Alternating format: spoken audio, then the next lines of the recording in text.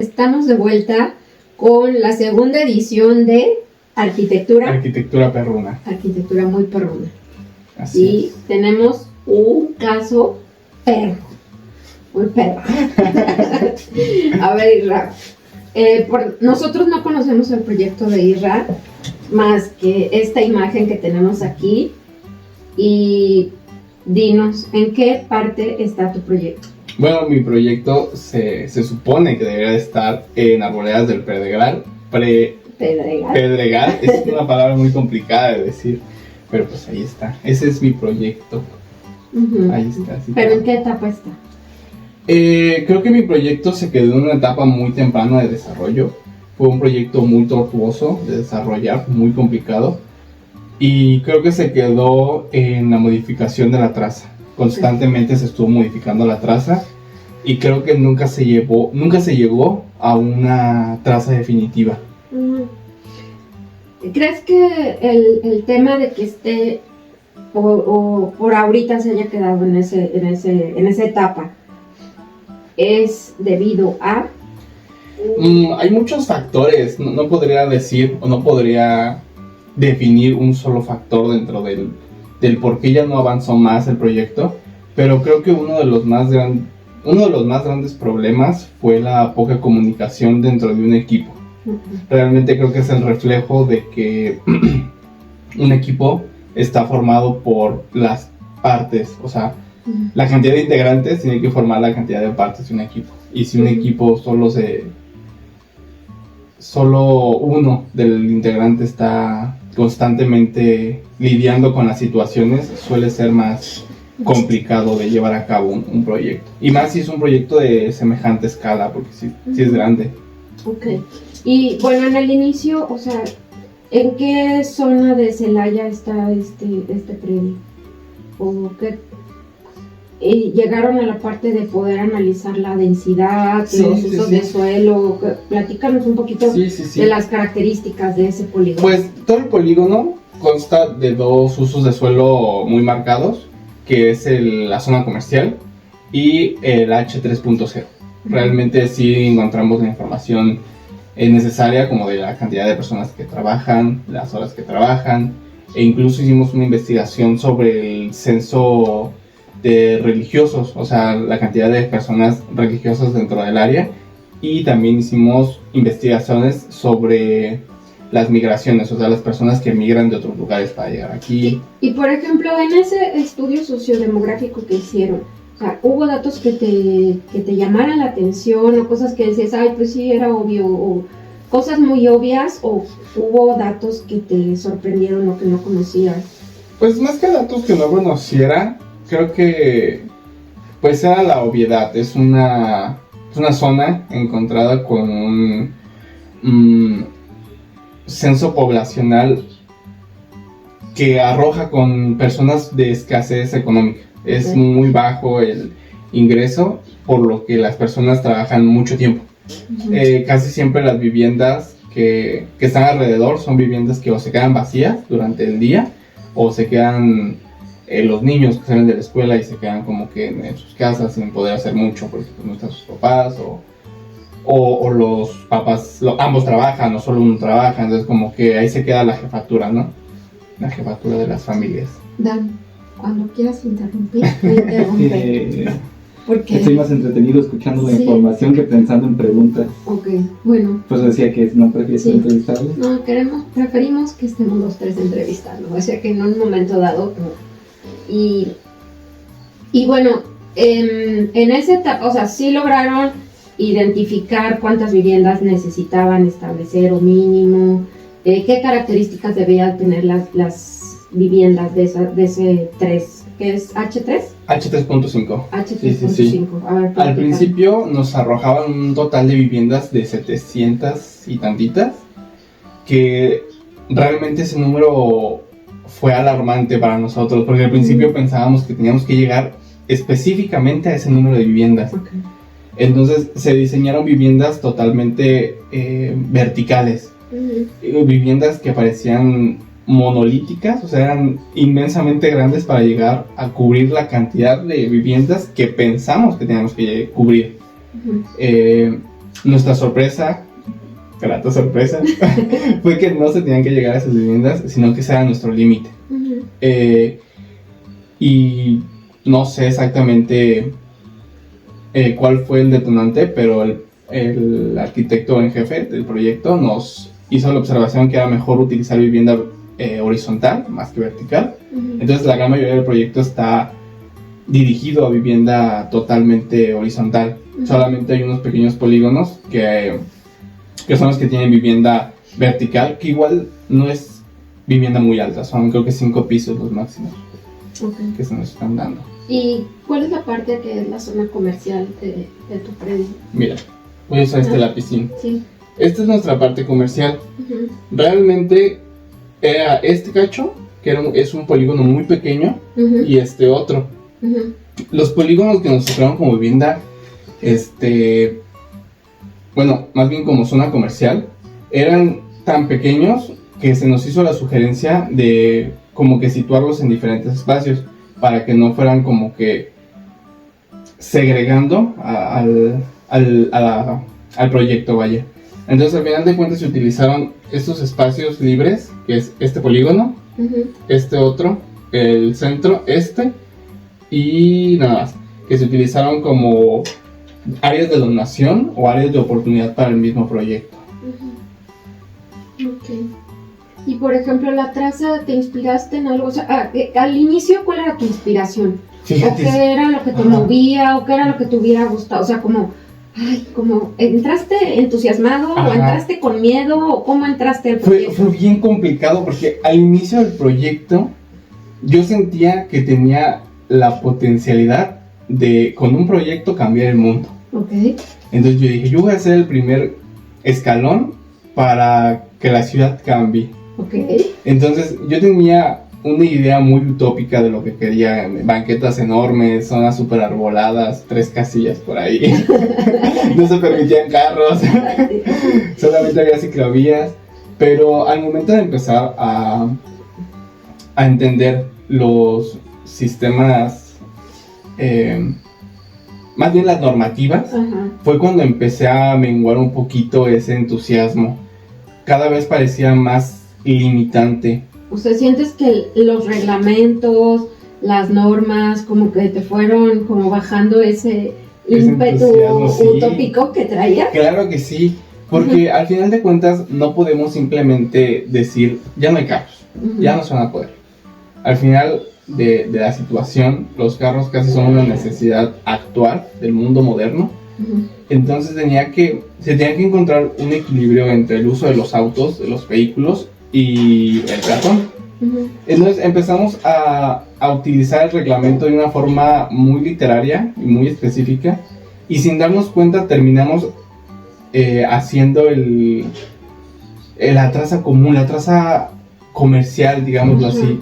Al final de cuentas, de pasar de un proyecto súper ambicioso y totalmente peatonal, Ujú. pasamos a un copia y pega de otros fraccionamientos ya encontrados en Celaya. Y eso te pegó anímicamente, te pegó no sé si anímicamente o ya para proyectar, o sea, sientes que fue algo que te limitó.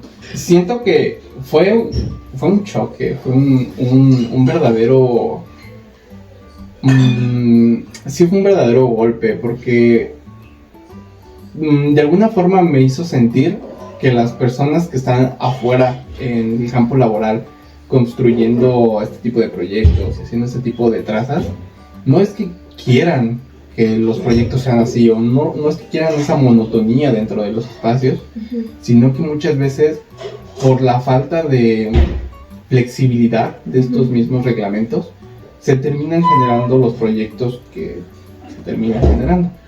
¿Qué, de esos reglamentos, qué es lo que más te limitó? O sea, ¿o qué es donde te pegó más duro en tu idea loca utópica? Creo que los paramentos. A ver, ¿por qué? El tema de que los paramentos máximos sean de 12 metros, de 11 metros. O sea, ¿te refieres al arroyo vial? Sí. Ujú. O sea, considerando banquetas y arroyos Ajá. vehiculares, Ah, ok. era complicado como que ajustarme a esos espacios con la idea de querer meter ciclovías, por ejemplo. Al principio tenía una idea como que muy arraigada, algo que no quería dejar, y era que las banquetas tuvieran como que a los bordes de las calles como una especie de islita, donde las personas pudieran, o sea, había rampas, había estos postes que son para reducir las velocidades de los carros, los banquetopes, pero poco a poco estas ideas no terminaban de encajar dentro de los reglamentos, entonces se fueron reduciendo a un cruce totalmente recto con la rampa para la accesibilidad. Y por ejemplo, cuando viste por reglamento los vehículos que tenías que, o sea, el espacio que tenías que considerar a los vehículos, también fue un susto muy grande. Porque las viviendas como tal se pensaron para que tuvieran un cajón de estacionamiento dentro de la misma vivienda. O sea, se consideraba dentro de sí. Pero, por ejemplo, los edificios, los edificios que tenían los departamentos, fue complicadísimo encontrarles un espacio para los cajones, porque se supone que cada vivienda considera un cajón de estacionamiento. Y cada 10 cajones de estacionamiento te piden reglamentariamente un espacio para personas con movilidad reducida. Entonces, muchas veces era como que, según yo, ya terminaba de arreglar la traza y me daba cuenta que no cabían los estacionamientos. Entonces era volver a modificarla y volverla a alterar. Y era siempre un constante cambio. Y al principio era como que teníamos varios parques ubicados en diferentes zonas que como que cruzaban la vivienda. Y algo que yo sentía que era mucho movimiento, mucho dinamismo a la traza, pero después se tuvieron que cambiar porque si no ya no cabían los estacionamientos. Y eso es un tema que poco a poco se fue notando más en el proyecto. Cada vez era menos dinámico y más monótono. Ajá. Más funcionalista, racionalista, diría yo. Y pues sí fue algo que fue muy complicado. Ok. ¿Tú, qué opinas? ¿Qué opino? ¿Qué opina? Es una forma de pensar. ¿Y dónde estaban los departamentos? Mira, en los departamentos se encuentran, los edificios departamentales están en esta zona de acá, que son estos dos edificios, y en esta zona de acá, que son esta serie como que de edificios. También una cosa bien complicada fue hallar una razón dentro del proyecto. El polígono de estudio es muy complicado porque tiene muchas como curvas, es una figura muy complicada. Como que todo el tiempo, si no le dabas la espalda a una vivienda, la otra ya estaba desfasada o ya no tenía coherencia dentro de al momento de integrarla a la sociedad. O sea, sobre papel, pues cualquier proyecto es funcional y es totalmente útil, pero ya integrándola al contexto era complicadísimo porque todas las viviendas que están ahí fuera del proyecto están dándole la espalda al proyecto. Entonces muchas veces era como que, bueno, ¿cómo hago esto? O sea, ¿cómo puedo integrar esto a lo que ya está construido? O sea, que tu polígono lo sientes como aislado o más bien como encerrado dentro de justo. Un contexto es ya como muy que armado. Todo alrededor está totalmente cubierto de barda. Y al momento de querer construir era como de, bueno, le voy a dar la espalda a ellos que ya me dieron la espalda a mí. Pero resulta que hay figuras tan específicas como este cacho de aquí o este otro cacho de acá que no le puedes dar un uso realista porque no hay forma de encajar una figura dentro de ese espacio. Hay otros. Creo que la única vialidad real que conecta es una vialidad que está en esta parte de acá y es una avenida, pero está desierta. Del otro lado es un baldío y realmente no es peatonal, o sea, está totalmente descubierta. Creo que no tiene alumbrado público del otro lado. Entonces, pues realmente una trampa para la gente que camina por ahí porque es un lugar totalmente oscuro, muy largo y totalmente aislado. ¿Qué sí te gustó? Que ¿hay alguna parte que sí te sientas satisfecho? Que digas, esto, o sea, no lo terminé, pero esto sí me gustó. Aquí al menos sí se planteó lo que yo quería. Pues justo esta calle, que digamos que es la avenida que está a un lado, se pensó un poquito mejor para darle una vida al peatón.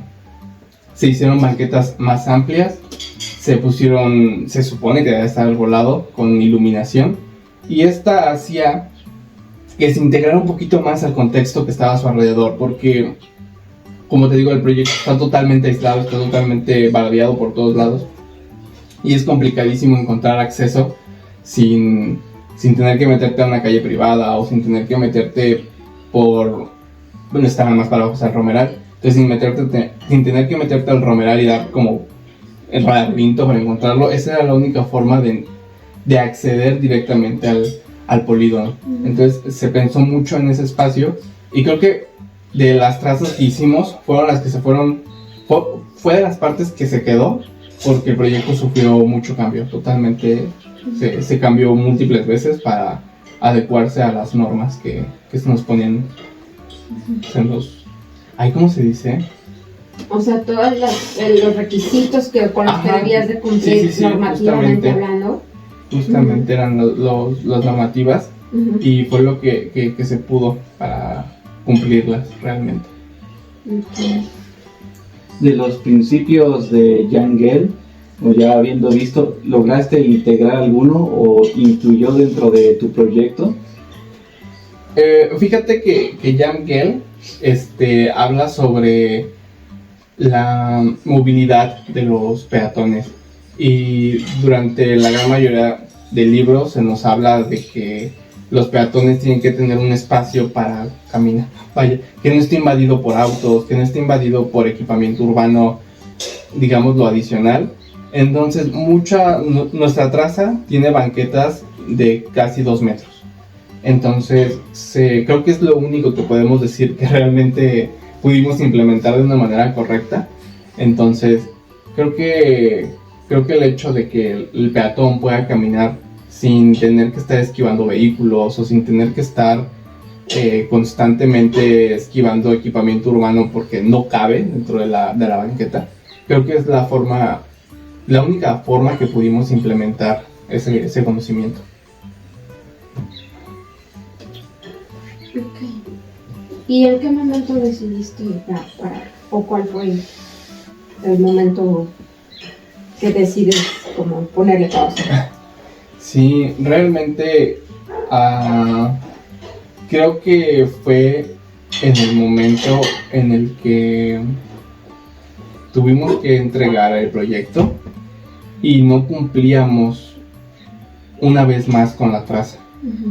Entonces era como que los demás proyectos están avanzando constantemente, o sea, tienen retrocesos, se arreglan y se sigue avanzando dentro del proyecto. El proyecto se detiene o se pone en pausa definitiva cuando, a pesar de que estuvimos corrigiendo constantemente la traza, al momento de la entrega, en vez de, digámoslo así, avanzar, volvió a retroceder.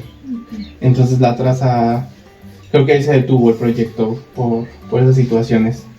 Pues, ¿y qué sientes que fue el error más grave? El error más grave. O sea, ¿en qué momento fue el error más fuerte? Creo que no hubo un error así extra grave o que realmente detonara la situación. Creo que más bien fueron una cadena de sucesos que a pesar de que se solucionaban casi todos, siempre había un problema que se seguía haciendo más grande. Entonces se solucionaban las cosas, pero parecía que más bien le hacíamos espacio para que siguiera creciendo esa bolita de nieve. Entonces llega un punto en el que, aunque tú sientes que estás reduciendo los errores, llega esta bola gigante de nieve y te estampa de frente, que ya no puedes seguir avanzando más sobre el mismo proyecto.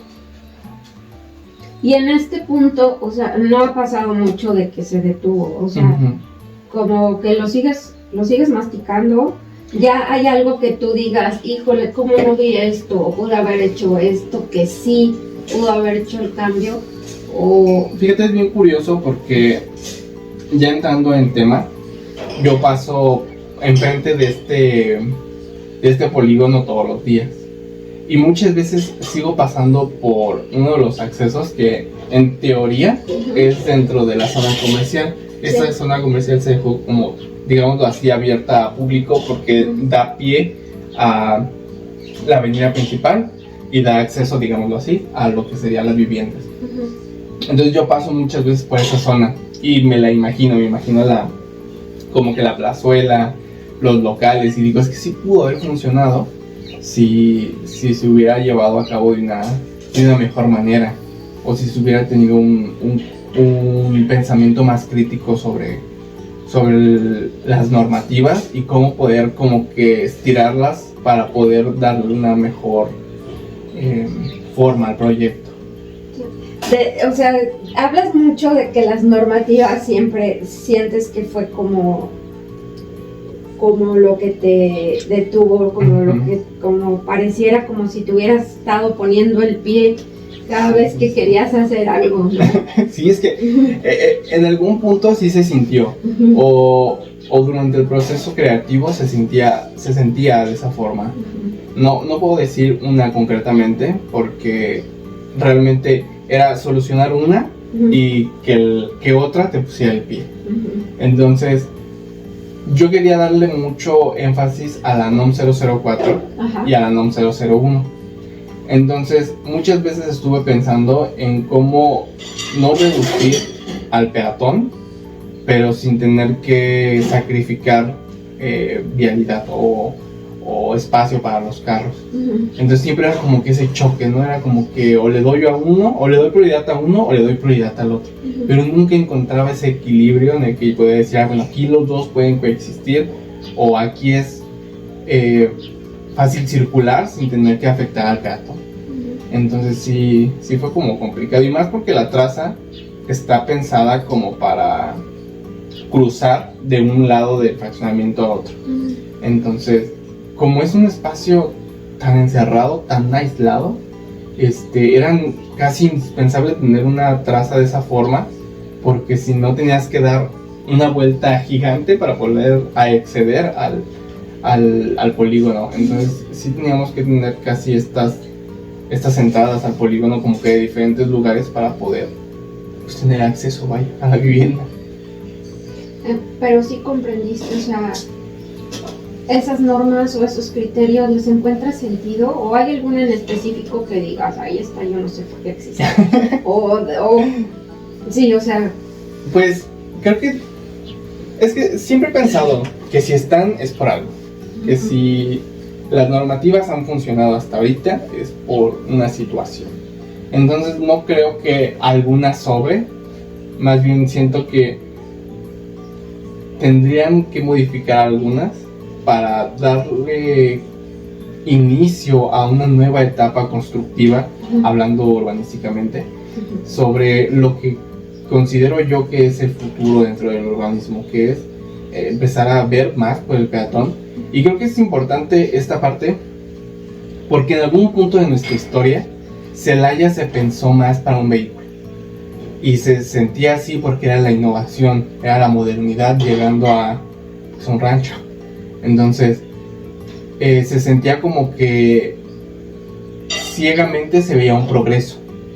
Entonces siento que muchas personas siguen cerradas al querer explorar estos nuevos horizontes, justo por el miedo a sentir que están retrocediendo. Entonces creo que es complicado todavía, pero siento que se tienen que ir modificando un poco las normas para darle más apertura al peatón. ¿Puede ser más específico en qué se tiene que modificar? Creo que las trazas quizá el tema de que muchas veces no se pueden hacer las banquetas como que más protagonistas, digámoslo así, sin que rocen el exceso, o buscar la forma de que los autos no invadan tanto No sé si termino de explicar esa parte. Sí. O sea, ¿cómo aquí? Vaya, o sea, al final de cuentas, muchas veces el vehículo es digamos así, un mal necesario. Entonces, durante el proceso se habla como que del peatón y siempre se le pone como que encima de todo, pero al momento de empezar a dibujar o a trazar, te das cuenta que siempre queda en un segundo plano, como que nunca realmente lo puedes poner por encima de las necesidades. Entonces, algunas normas justo te especifican que el arroyo vehicular tiene que medir tanto por tanto, o que no tiene que tener como que ciertas curvas, porque si no puede ser peligroso para el automóvil. Entonces, justo son estas situaciones que te hacen pensar un poquito en qué tanto se está viendo por un futuro más humano. Y mi pregunta es ¿por qué se quedaron con viviendas unifamiliares? Realmente creo que fue un tema de que se nos impuso. Ajá, pero porque realmente ese uso de suelo te permite algo de altura. Permite, o sea, varios pisos. Uh-huh. Realmente creo que la altura máxima eran 20 y tantos. Creo que metros. es 15, ¿sí? No recuerdo bien la verdad. Realmente no recuerdo exactamente, pero uh-huh. se nos dijo que tenía que ser vivienda horizontal. Uh-huh. Entonces, realmente nuestra idea principal siempre fue poner edificios. Uh-huh. Y la primera traza estaba totalmente basada en poner edificios y un poco de vivienda horizontal, pero se nos dijo que tenía que ser específicamente vivienda horizontal en la gran mayoría del proyecto. Uh-huh. Entonces no tuvimos forma de movernos ni para un lado ni para el otro. Tal vez argumentar tu edificio. Creo que hubiera sido Pelear un poco hubiera sido un poco o mucho. Hubiera sido un poco divertido. Creo que tenemos o tuvimos, digámoslo así, la dicha o la mala suerte de tener un docente que realmente parecía una institución. Okay. Aunque sí fue flexible en muchas situaciones, yendo a un campo laboral realista, o digámoslo así, o en la vida real, no sé, o sea, realmente son muy estrictos. Sin ir muy lejos, desarrollo urbano es como la piedra en el zapato de todos. Uh-huh. Entonces siento que por buena o por mala suerte se nos presentó un docente que de alguna forma nos enseña a lidiar. Uh-huh. Con este o sea, tipo de sientes como que estás en un entrenamiento para la vida real. Sí, me siento. De repente era muy complicado porque como que todo parecía siempre no. Pero ya cuando te metes al mundo de la construcción, de la arquitectura, te das cuenta que sí, que efectivamente muchas veces la respuesta es no, o no se puede, o no se debe. Y a veces las personas que están a cargo están tan rigidizadas, digámoslo así, que no quieren o no pueden ver más allá de esa respuesta. Okay. Que con el arquitecto, ¿verdad? Sí, tan entrenado que salió muy entrenado. Sí. Muy bien, Isla. Y sí está, o sea, ahorita digo, con esta imagen yo me quedo y con lo que me estás platicando, pues sí me imagino todo bardeado ese predio. Y sí, pues tal vez faltó como una visión de alguien más como un poquito más amplia. Es importante tener un entorno en el cual puedas no solamente compartir ideas, sino constantemente debatir las ideas. Ajá. Creo que en mi proyecto me faltó un espacio como ese, porque muchas veces el tema era como que digamos un ejemplo, ¿no? Yo quiero vivienda vertical que no esté enfocada hacia el norte porque le va a dar la incidencia solar todo el tiempo, porque creo que es lo más idóneo y porque es lo tal, ¿no?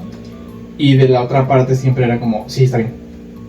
Entonces era como de, bueno. Y llegaba el momento de la revisión o del momento de la verdad. Y era como de, no, es que eso está mal porque no tiene o no le estás dando un verdadero sentido de propiedad, digamos, un ejemplo, a las viviendas. Y era como, bueno, sí, está bien. Se corregía, se hacía una nueva propuesta y era como, yo creo que la vivienda ahora horizontal es buena y le estamos dando un frente de fachada directa al jardín y creo que es bueno. Y de la otra parte del equipo era como, sí, está bien. Entonces era como de, bueno, está bien. Llegábamos una vez más a la entrega, a la revisión, y era como de que no, es que no está bien porque no se le puede dar a una calle solo un frente de fachada porque es muy caro. Y era como de, pues sí, no lo pensé, nunca lo, o sea, lo sabía, pero en ese momento no lo pensé. Y siempre era siempre era constantemente esa misma situación. Yo hacía notar lo que yo creía que era correcto, y la otra parte del equipo siempre fue como un, sí está bien, sí está bien esto, sí está bien lo que tú vayas a decidir. Entonces siempre era como que nunca hubo esa pauta de reflexionar dentro del proyecto. Y de debatir. Entonces el debate, el conflicto a veces sí, claro, sí, el conflicto es interesante, porque incluso hablando con el docente, en algún momento se intentó como que si no era eso, entonces ¿qué era? Y con esas pláticas como que sí terminabas de entender el por qué no podía ser de tal forma, pero sí que se podía adecuar a tu idea. Entonces, evidentemente no podía hacer equipo con el arquitecto. Okay. O sea, si tú hubieras elegido tu equipo, hubieras elegido al arquitecto Luis Enrique, hubieras elegido al arquitecto Luis Enrique. Si me hubieran dado la posibilidad, o sea, de los arquitectos, esto tal vez no tiene mucho que ver, pero de los arquitectos que están actualmente en la universidad, ¿a quién hubieras elegido de tu coach? Quizá no. Ya vas a salir. Ya lo puedes decir.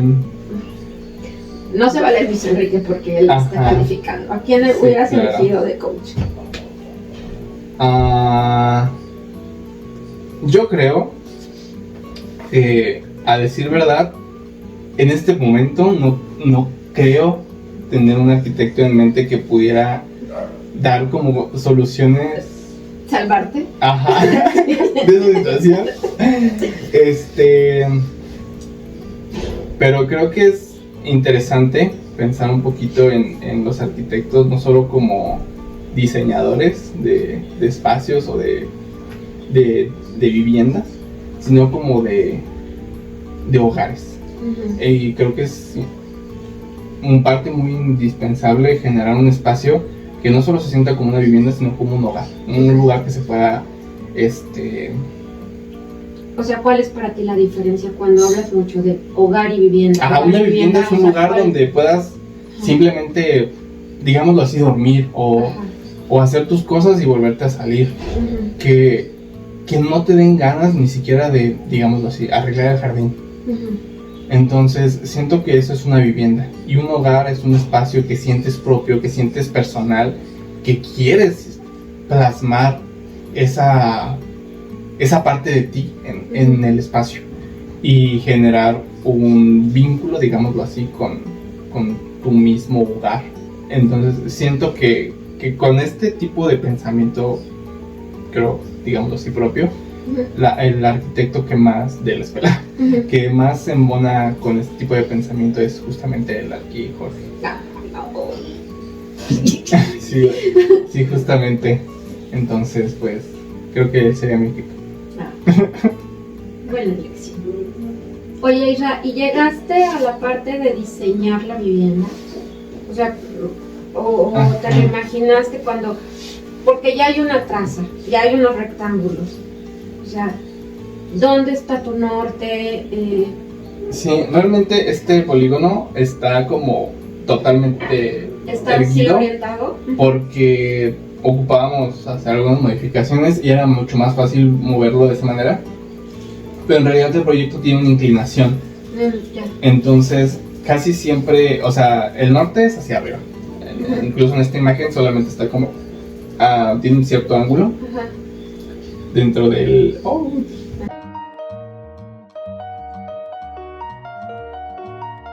Me decías de la inclinación, Ajá. de la orientación. Sí, sí, sí. Ajá.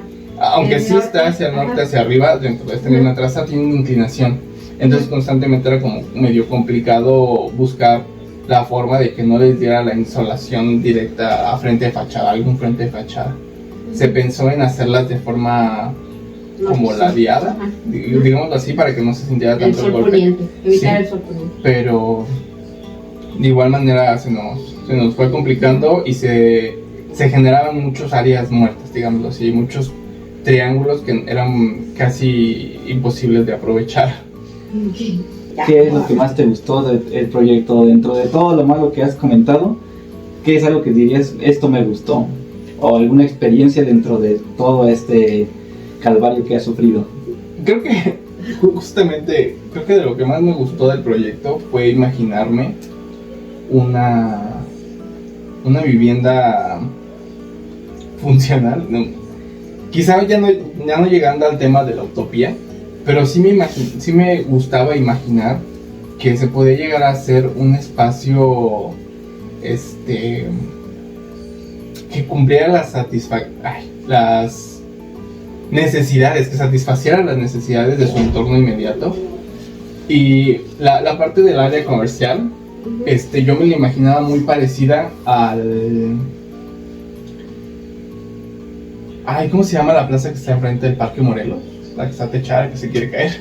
Ok, donde está un estacionamiento Ajá, subterráneo. sí, sí, sí. Okay, sí, pues es donde está el Parque Morelos, ¿no? Sí, esa plaza. Ajá. Yo me lo imaginaba así, más o ¿Abierto? menos como de esa forma, como que abierto, pero con una techumbre y negocios a los lados.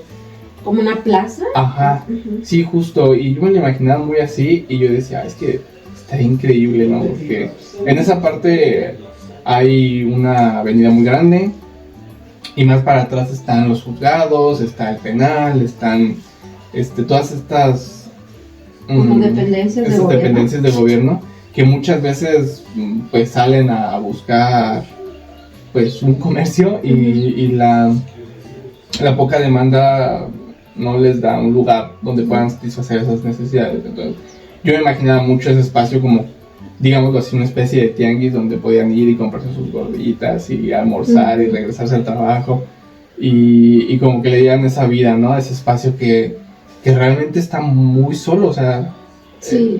no tiene prácticamente nada, todo está bardeado, son negocios como que hay varios negocios como que de lavado de carros, Como muy grises, ¿no? Ajá, sí. Yo pienso en esa zona y la veo siempre como muy gris.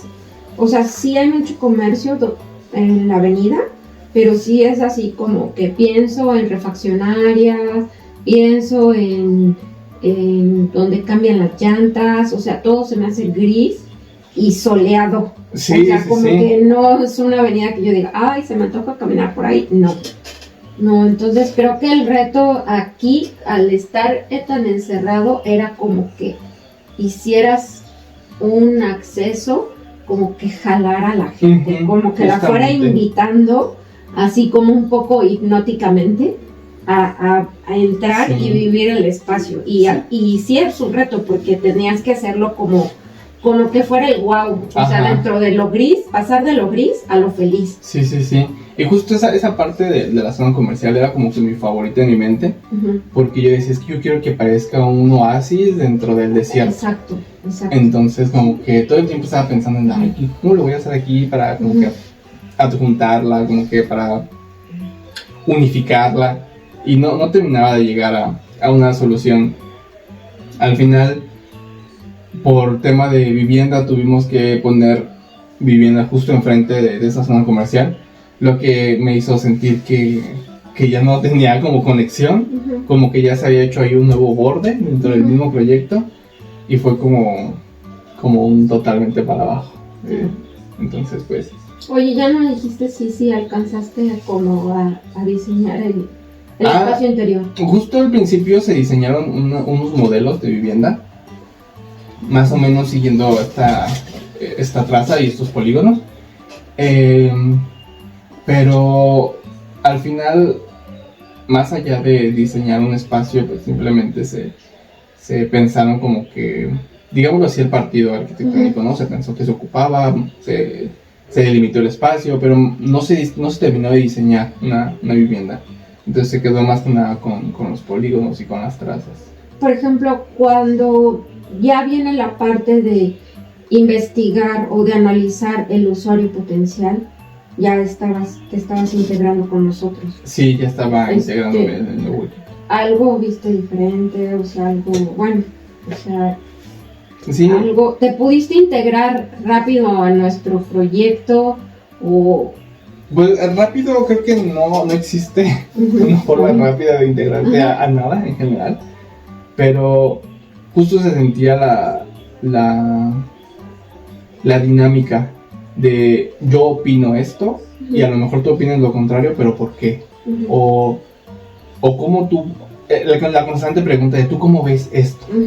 Entonces siempre estaba como que abierta esta puerta del diálogo de constantemente decir, yo creo que esto te funcionaría mejor, o yo creo que esto no te funciona por X cosa. Entonces constantemente creo que ese es el cambio más significativo dentro de integrarme al nuevo equipo, que fue el tener una puerta al diálogo, una puerta a una conversación constante de ideas, como que de intercambio de ideas. Isa, pues a mí me gustaría decirte que, bueno, no sé cómo te sientes en este punto con este hijo. O sea, ya lo vas a abandonar, lo vas a desheredar completamente de tu vida, lo vas a borrar de tu vida. Yo creo que sí, es uno de mis grandes fracasos. Pero ¿qué aprendes? O sea, el fracaso no hay que verlo como desde el punto de vista, o sea, no es fracaso, o sea, no sé cómo llamarlo, ¿no? Bueno, tal vez sí es un fracaso, pero debe ser algo útil. O sea, ¿qué aprendes? ¿Cuáles son las cosas que más aprendes para una siguiente vez? O sea, ¿de qué te va a servir este fracaso? O este alto aquí. Este pequeño fracaso. No sé, porque no salió como esperabas y no se terminó. O sea, es algo que no terminó. Se quedó a media. ¿Y no te gustaría retomarlo? Ciertamente no me gustaría. Pero creo que una de las cosas que sí llegó a comprender mucho es que las cosas no pueden ser siempre de la manera más utópica, por así decirlo. Y ya sea en un proyecto de gran escala o en un proyecto de pequeña escala, siempre tienes que bajar tus ideas a lo establecido y a lo realista. Y a raíz de eso toca buscar soluciones a los problemas que mismamente te estás enfrentando. Creo que es cuestión de comprender la magnitud del problema y buscar una solución acorde a esa magnitud. Entonces no puedes solucionar, es lo que dicen, no puedes solucionar un problema con amor y con abrazos, ¿no? Entonces... No sé dónde escucho, dónde lo escucho. Pero siento que no está funcionando tampoco. Entonces de repente sí tienes que llegar a lo crudo, a lo numerístico, por así decirlo. ¿Sientes que te ganó esa parte? Como sí, la sensibilidad, claro. Como que todo el tiempo yo pensaba más como que en el no dejar solo a tu compañero. Sí, también en parte es toda una historia. Sí. Pero sí, o sea, realmente el tema del compañerismo, el no dejar a nadie atrás, siempre es una idea que tengo muy en mente, pero si una persona no quiere avanzar, pues tampoco la puedes jalar. Sí, es muy difícil que la puedas ayudar si no quiere ayudarse, o sea, de inicio ser más proactivo. Claro. Pues esto debe de servir así como un aprendizaje Y eso al final es como ganar perdiendo. O sea, Digámoslo así. sí, o sea, normalmente te dicen es un win to win, Ajá. pero no, también existe el ganar perdiendo. Sí, Sí, justamente. entonces hay que verlo así. Lo importante es que de esto, la próxima vez que te enfrentes a un proyecto, yo creo que puedes tomar distintas decisiones o elecciones. Sí, claro, creo que es el más grande aprendizaje. Sí, algo más que nos quieras compartir, algo que tú quieras compartir de este proyecto con nosotros. O con la arquitectura perruna. Con la arquitectura perruna, pues creo que todo proyecto te deja algo y pues este proyecto me enseña que no todo se puede solucionar con mucho cariño. Ok. Y así, creo que eso es todo. ¿Y de las normas cuál te gustó más? De las normas, Tu pues favorita. creo que mi norma favorita, como la de todos, yo creo que es la NOM 004. ¿Sí has pensado en un tatuaje de la NOM 004? Yo no he pensado tanto en un tatuaje de la NOM 004, pero sí, Ok. sí lo he pensado mucho últimamente. Tú, Dan, ¿no dijiste cuál es tu norma favorita? Mi norma O favorita. el código, ¿a quién prefieres? ¿A la NOM 004? ¿Al ROT? ¿Al código? ¿A la constitución? No sé, es que vagué tanto de una a otra y de otra a otro que ya ni sabía quién decía qué. Sí era complicado como que pasar de una a otra porque todo el tiempo era como que tenías la idea de dónde decía, pero eran tantos documentos que dices, "No, ya no sé de dónde estoy sacando esta información". No, siempre lo estoy inventando. Ajá. Si lo soñé anoche en una Sí, pesadilla. claro. Ok, pues esta fue la segunda edición de Arquitectura Arquitectura perruna. muy perruna. Esperemos que exista una tercera edición. No sabemos quién será la víctima, Pero pues habrá. pero habrá.